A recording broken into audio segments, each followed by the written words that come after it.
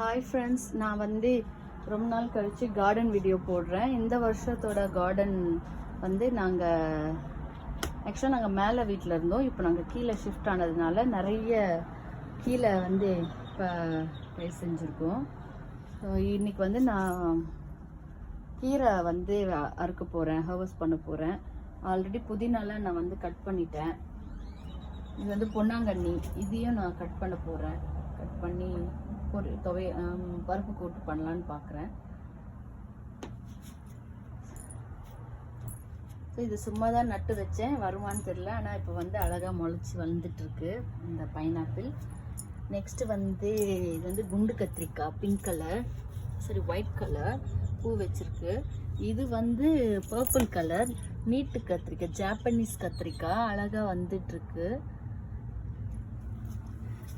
நான் ரொம்ப நாளாக எக்ஸ்பெக்ட் பண்ணிட்டே இருந்தேன் இந்த கத்திரிக்காவை. ஸோ இது இப்போ தான் பாவக்காய் வந்துட்டுருக்கு.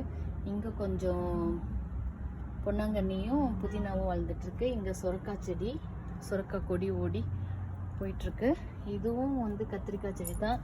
இதுலேயும் காய் வச்சிருக்கு அந்த சைடாக. இந்த கத்திரிக்காய் இதுவும் ஜாப்பனீஸ் கத்திரிக்காய் தான். இதெல்லாம் காராமணி, அதுக்கப்புறமா அவரைக்காய் போட்டிருக்கு.